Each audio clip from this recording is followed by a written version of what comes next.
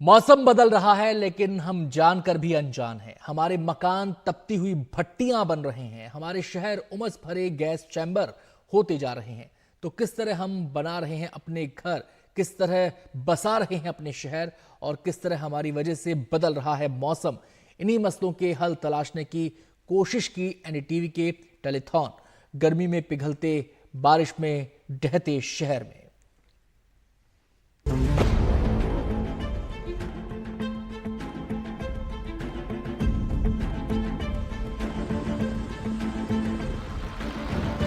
हमें अब पता नहीं चलता कब बारिश होगी, कब गर्मी पड़ेगी। देश के एक हिस्से में फसलें सूख जाती हैं तो दूसरे हिस्से में डूब जाती हैं। हम सब इसके लिए जिम्मेदार हैं। सवाल है, इससे कैसे निपटें? क्या हम ऐसे घर, ऐसे शहर बना सकते हैं जहां बिजली कम जले, एसी की जरूरत ना पड़े, जहां ग्रीन हाउस गैस ना निकले? एनडीटीवी के टेलीथॉन गर्मी में पिघलते, बारिश में ढहते शहर में जानकारों ने इन्हीं मसलों के हल सुझाए। नेचर बेस्ड सॉल्यूशंस की बात है। हमने वेटलैंड्स खराब कर दिए, पेरी अर्बन स्पेसेस खराब हो गई हैं।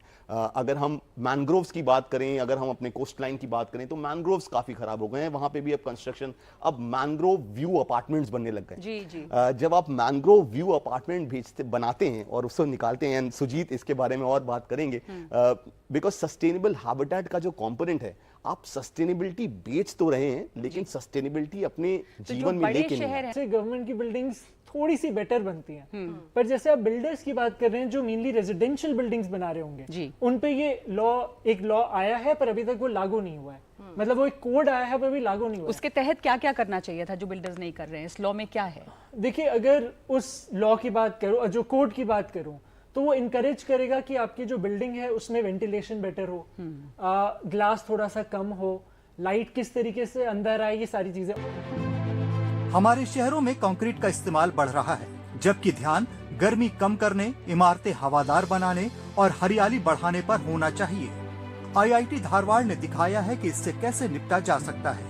इसके कैंपस में 60 एकड़ का जंगल है, 5000 से ज्यादा पेड़ इलाके को ठंडा रखते हैं। यहाँ रेन वाटर हार्वेस्टिंग के साथ 4 तालाब भी बन रहे हैं। कैंपस की हर इमारत में सोलर पैनल लगाए जाएंगे, विंड पावर के जरिए बिजली मिलेगी।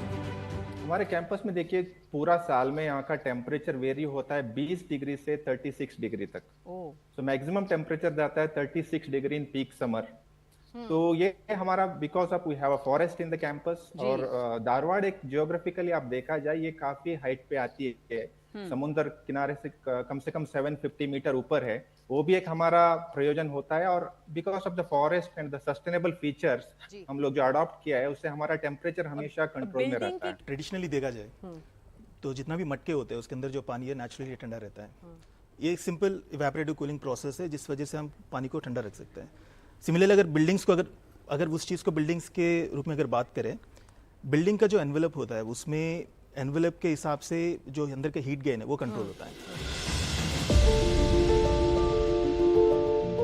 3 करोड़ पेड़ लगाने वाले पीपल बाबा ने बताया कि कैसे अपने दम पर बदलाव लाया जा सकता है। सबसे बड़ा तो ये था कि छाया वापस आई। जहाँ जहाँ जैसे गांव वाले हमें लोग बुलाना शुरू किए, पंचायतों में हमें लोगों ने बुलाया। किसी ने कहा बेटा हमारा कुआं सूख गया, उसके आसपास छाया कर दो। किसी ने कहा कि तालाब सूख गया, उसके आसपास छाया कर दो। जहाँ भी वनस्पति होगी, जहाँ भी वेजिटेशन होगी।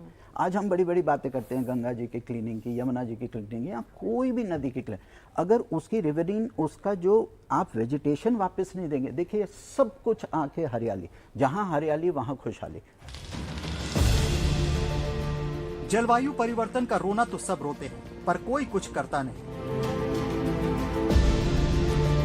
परिवहन से दुनिया में 20% उत्सर्जन होता है। पेट्रोल से चलने वाली कारों के बदले ट्रेनों, साइकिलों, इलेक्ट्रिक वाहनों का इस्तेमाल, पैदल चलने की आदतें डालनी होंगी। ग्रीन ट्रांसपोर्ट की तरफ अपने कदम अब और भी तेजी से बढ़ाने होंगे।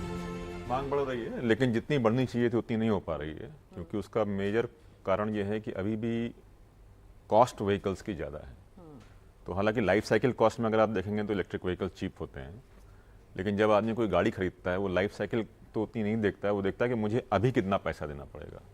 तो अपफ्रंट कॉस्ट इन व्हीकल्स की अभी ज़्यादा है, इसलिए उतना ज़्यादा स्केल अप नहीं हो पा रहा है। लेकिन हाँ, जैसे जैसे इसकी कॉस्ट कम्पेटिटिव होती जाएगी, स्केलिंग अप उसकी बेटर होगी। 40% जो पॉपुलेशन जो पॉल्यूशन का जो इशू है वो 40% व्हीकल से आ रहा है। सो कहीं ना कहीं हमें ये देखना पड़ेगा कि हम जो आज के डेट में जो पेट्रोल और डीजल के व्हीकल जो यूज कर रहे हैं उसका यूटिलाइजेशन कम से कम करें। और ईवी एक सोल्यूशन है।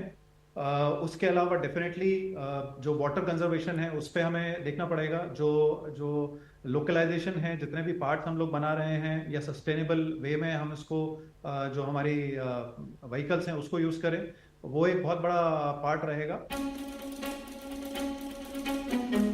सबसे ज्यादा नुकसान पारंपरिक ऊर्जा से होने वाले उत्सर्जन से हुआ है। कोयला, पेट्रोल, डीजल जैसे ईंधन के इस्तेमाल से निकलने वाला धुआं पर्यावरण पर असर डालता है। जरूरी है कि स्वच्छ ऊर्जा का इस्तेमाल हो। पेट्रोल डीजल से चलने वाले वाहनों के बजाय ईवी गाड़ियों का इस्तेमाल करें। सौर ऊर्जा जैसे बिजली के स्रोतों का इस्तेमाल बढ़ने से भी तेजी से हो रहे जलवायु परिवर्तन पर लगाम लगाई जा सकती है।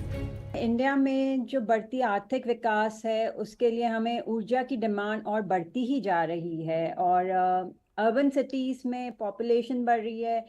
अब ये विकास सतत तरीके से हो, हमें ये सुनिश्चित कैसे कर सकते हैं, उसके लिए आपने जैसे कहा थर्मल पावर प्लांट जो कोयले से उत्पादित ऊर्जा से जिसकी वजह से कार्बन डाइऑक्साइड की एमिशंस और बढ़ती जा रही हैं, ये हमें कम से कम और लगानी चाहिए।